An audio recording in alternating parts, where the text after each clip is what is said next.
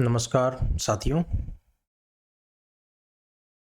वैसे तो ये वीडियो कोई टेक्नोलॉजी रिलेटेड वीडियो नहीं है जैसा मैं इस चैनल पे मोस्टली डालता हूँ। ये वीडियो थोड़ा सा अलग है और आज की परिस्थितियों से जुड़ा हुआ है और इस प्लेटफॉर्म के माध्यम से मैं कुछ बातें हैं जो आप लोगों तक पहुँचाना चाहता हूँ। आप इसमें अपने सुझाव दे सकते हैं। कुछ ज़रूरी अवेयरनेस है जो कोविड से रिलेटेड है। जी हाँ, कोविड से रिलेटेड इसमें कुछ ज़रूरी चीज़ें हैं जो मैं आपको बताना चाहता हूँ और कुछ अपने पर्सनल एक्सपीरियंसेस शेयर करना चाहता हूँ। आज कोविड से मेरा 10वां दिन है जो सिम्प्टोमेटिक है and loss of taste, loss of smell, ये सारी जो चीज़ें थी वो मेरे साथ भी हुई। लेकिन मेरा आरटीपीसीआर नेगेटिव आया था, राइट। तो ये थोड़ी सी इंपॉर्टेंट चीज़ें हैं, कुछ अवेयरनेस है जो मैं आपके साथ साझा करना चाहता हूँ।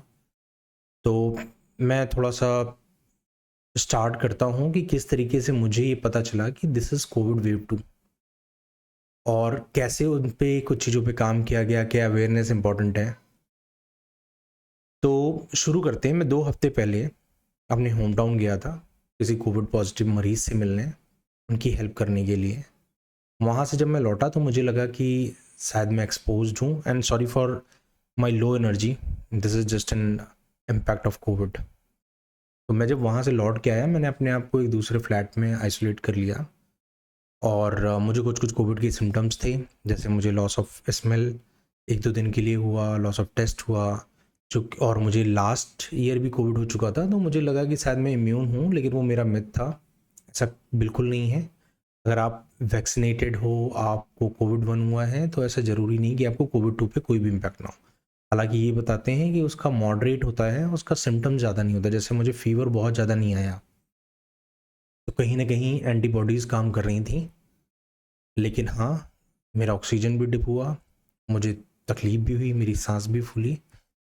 तो जैसा कि मैं बता रहा था कि मैं लौट के आया, एक्सपोज़्ड था, मैंने अपने आप को आइसोलेट किया।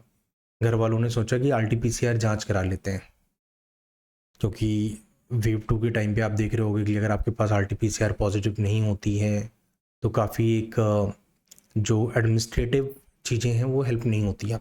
तो मैंने भी आरटी-पीसीआर कराई और मैं शॉक्ड हो गया, क्योंकि मेरी फैमिली में तकरीबन इट्स अ जॉइंट फैमिली, तो तकरीबन 8 या 10 लोग हैं, जिसमें मेरा वाइफ और मेरा बच्चा 2 साल का। ये दोनों लोग पिछली बार के कोविड में यहाँ नहीं थे, अपने मामा के यहाँ पे थे। और इस बार जो मैंने ऑब्ज़र्व किया कि उन दोनों का आरटी-पीसीआर कराने के बाद पॉज़िटिव आ गया। मेरे बच्चे का 2 साल के बच्चे का 16 सीटी वैल्यू और वाइफ का 17 सीटी वैल्यू। और बाकी घर में जितने भी लोग थे, ऑब्वियसली कुछ इन्फेक्टेड थे, कुछ नहीं थे। और मैं अपने आप को शक कर रहा था कि मुझ में होगा, मेरा भी आरटी-पीसीआर नेगेटिव आया, लेकिन मुझे कोविड के साफ-साफ लक्षण दिख रहे थे। पॉइंट नंबर 1 कि अगर आपका आरटी-पीसीआर नेगेटिव आता भी है, तो ये ऐसा भी हो सकता है कुछ क्लिनिकल मिस्टेक, या फिर ऐसा भी हो सकता है कि जो लोग कोविड 1 के दौरान पॉजिटिव हो गए थे, उनकी एंटीबॉडीज़ इसको नेगेटिव कर देती हैं। अभी ये रिसर्च चल रहा है, जब तक ये बता पाएंगे तब तक आई थिंक थोड़ा लेट हो जाएगा, लेकिन आप लोगों को अवेयरनेस के लिए समझना ज़रूरी है। तो मैंने फटाफट क्या किया, जो कोई भी करेगा, मैंने अपनी वाइफ को और बच्चे को अपने पास बुला लिया, कंसीडरिंग कि वहाँ पे कुछ चैलेंजेस हो सकते हैं मेरे लिए भी। लेकिन फाइनली मैंने उनको बुला लिया और अपनी दूसरी फैमिली को आइसोलेट कर दिया।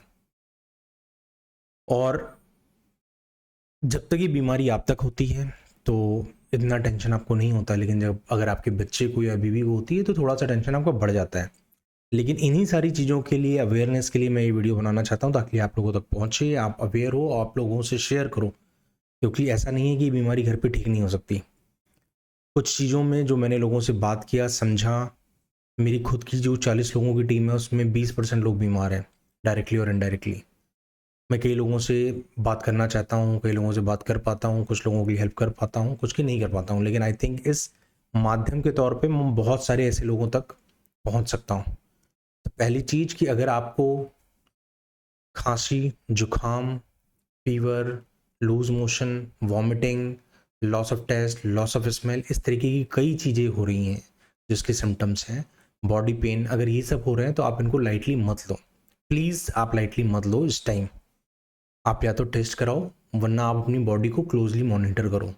आप डोलो, जिंक, लिम्सी इस तरीके की चीज़ों को बिना डॉक्टर के कंसल्ट के नहीं चालू करो। आप खुद के डॉक्टर मत बनो, क्योंकि मोस्टली क्या होता है, इसका एक पीरियड होता है, ये 3 फेजेस में 0 से 5 दिन तक आपको पता चलता है कि आपकी बॉडी में कुछ चेंजेस हो रहे हैं, और 5वें दिन तक आपको पता चल जाता है कि ये कुछ चेंजेस ऐसे हैं कि आपको दवा लेनी ही पड़ेगी। लेकिन जो लोग 5वें दिन पे सतर्क हो जाते हैं, तो 6ठे से 10वें दिन तक उनके पास टाइम होता है जिसमें वो ऑक्सीजन डिप करती है, और उन्हें पता होता है कि कौन कौन सी दवा खानी है, कौन कौन सी चीज़ों से चेक करना है। मैं आप लोगों को सजेस्ट करूँगा कि आप लोग इर्रिस्पेक्टिव, आपके अगर आप इंडिया में हो, आपके घर पे ऑक्सीमीटर नहीं है, तो आप प्लीज़ ले आओ मार्केट से एक, पूरे घर के लिए काम आएगा। कोई महंगी डिवाइस नहीं है, इस समय बहुत कालाबाजारी चल रही है, तो शायद आपको महंगी मिले, वरना 700-800 रुपये की डिवाइस है जो आपको शायद आज 200, 2000, 3000 की मिलेगी। लेकिन आप ला करके रख लो, इट्स वर्थ इन्वेस्टिंग।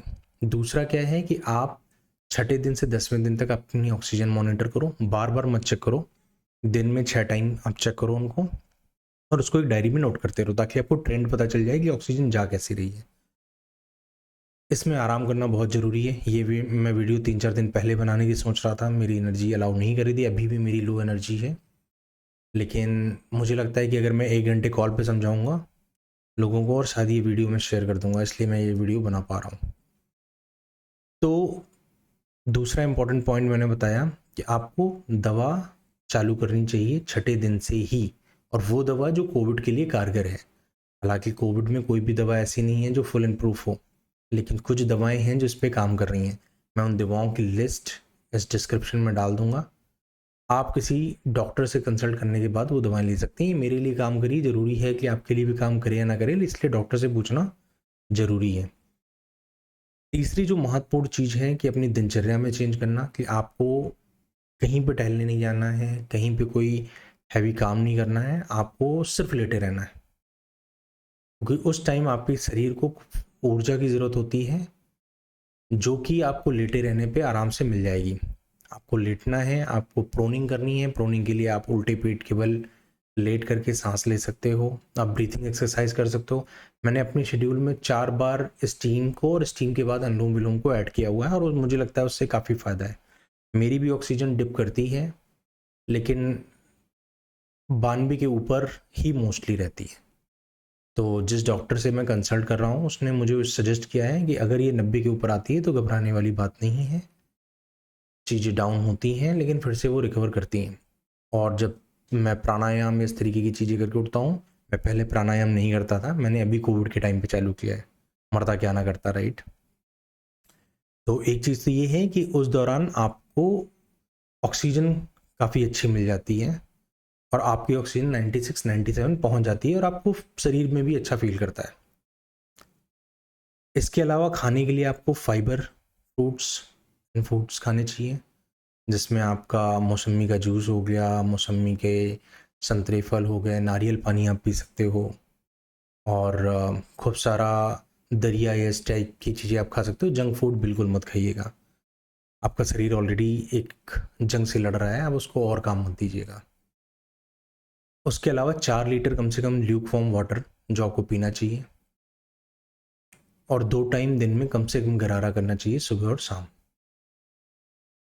उससे आपका गला काफ़ी साफ रहेगा, तो जो आपको सोर थ्रोट वाली प्रॉब्लम है वो काफ़ी जल्दी चली जाएगी। ऑक्सीजन को बार बार चेक मत करिएगा, लोग पैनिक होते हैं उससे। और इन्हीं सारी चीज़ों से जुड़े हुए मैं आप लोगों के परामर्श नोट करना चाहता हूँ। मेरा एक दोस्त है जो कि मेरा कॉलेज फ्रेंड भी है और डॉक्टर भी है प्रयागराज में, उससे मैं आप लोगों को कंसल्ट और कनेक्ट कराना चाहता हूँ। तो जो भी आपके क्वेश्चंस हों मुझे कमेंट बॉक्स में लिख करके भेजिए, और होपफुली कल मैं ये वीडियो उसके साथ शूट करूँगा, जिसमें ये सारे क्वेश्चंस कि आदमी को क्या खाना चाहिए, उसको किस तरीके से अपना ध्यान रखना चाहिए, कितने स्टार्टिंग डेज में किस किस तरीके के शरीर में चेंजेस दिखने को मिलते हैं, क्या ब्रीथिंग एक्सरसाइज करनी चाहिए, क्या उसको प्रिकॉशंस करने चाहिए, क्या दवाएं काम करती हैं। जैसे लोग बोलते हैं स्टेरॉइड बहुत नुकसानदेह है, डॉक्टर नितिन तिवारी भी सेम चीज़ बोलते हैं, लेकिन उनको कब खाना चाहिए। और अगर आप शुरुआती दिनों में खाते हो तो उसका बड़ा नुकसान है, लेकिन अगर 5th-6th डे जब आपकी ऑक्सीजन डिप करती है, तब स्टेरॉइड आपकी जान बचा सकते हैं। लेकिन उनको बहुत ही केयरफुली और मॉनिटरिंग के साथ लेना चाहिए, क्योंकि अगर किसी को बीपी की बीमारी है, किसी को शुगर की बीमारी है, किसी को और कुछ कॉम्प्लिकेशंस हैं, तो वो आपके लिए प्राण घातक हो सकते हैं। मैं आपको कुछ नंबर्स दिखा करके डराना नहीं चाहता, लेकिन मैं आपको दिखाना चाहता हूँ कि इस समय इंडिया की हालत क्या है। अगर आप ये देखोगे तो 4 महीने के आसपास जो ये ग्राफ आप देख रहे हो, ये यहाँ पे आया था, और एक दो दिन बीच में ऐसे भी आए जब ये डिप हो गया। तो नॉर्मली 6,000 2,000 इस तरीके के केसेस थे, राइट। और अभी आप ये केसेस देखोगे तो ये केसेस 35,000 हो गए। बहुत ही डरावना है ये, 5 से 6 गुना, और वो भी सिर्फ 1 महीने के अंदर। उसके बाद अगर आप ये ग्राफ देख रहे हो तो ये इट्स गोइंग एक्सपोनेंशियली हाई। बहुत बुरी हालत है यहाँ पे। और ये कुछ एक्टिव केसेस हैं, कुछ रिकवर्ड केसेस हैं। जो डेथ है ये सारी सरकारी आंकड़ों के हिसाब से हैं। कितना भरोसा करें कितना नहीं करें, क्योंकि as a administrative, as a government, it failed, right, we can not deny. और ये जो केसेस आप देख रहे हो ये वाकई में काफ़ी डरावने हैं। और लेकिन इन सारी चीज़ों के बाद जो भी ये चीज़ें हैं, गवर्नमेंट वैक्सीनेशन स्टार्ट किया, काफ़ी लोगों ने उसमें वैक्सीनेशन में भी डिले किया, लेकिन अभी भी अगर आपके पास टाइम मिलता है तो आप वैक्सीनेशन कराइए। वो काफ़ी हेल्पफुल है, मैं अपने पर्सनल एक्सपीरियंस से बता सकता हूँ। और ये काफ़ी हेल्पफुल है। तो एक चीज़ तो ये है, मैं इस वीडियो को ज़्यादा लंबा यहाँ पे नहीं बनाऊंगा। अगर आप पॉजिटिव रहते हो, अगर आप ये सारी चीज़ों को फॉलो करते हो, अगर आप अवेयर हो, आप इस बीमारी को फ्लू, ज़ुकाम या किसी और चीज़ को करके नज़रअंदाज नहीं कर रहे हो, तो आपका ट्रीटमेंट घर पे बड़े आराम से हो सकता है।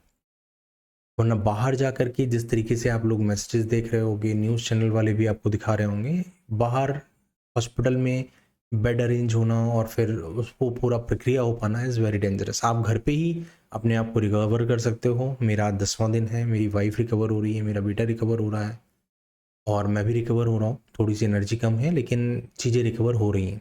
इन सारी चीज़ों को देखते हुए आई थिंक आप अपने दोस्तों के साथ ये वीडियो शेयर करिए, उनसे पूछिए कि क्या क्वेश्चंस मुझे कल डॉक्टर नितिन के सामने रखने चाहिए, और उनसे उनकी राय लेकर के, उनसे उनके एक्सपर्टीज़ की राय लेकर के हम इस चीज़ को आगे बढ़ा सकते हैं, लोगों को अवेयर कर सकते हैं।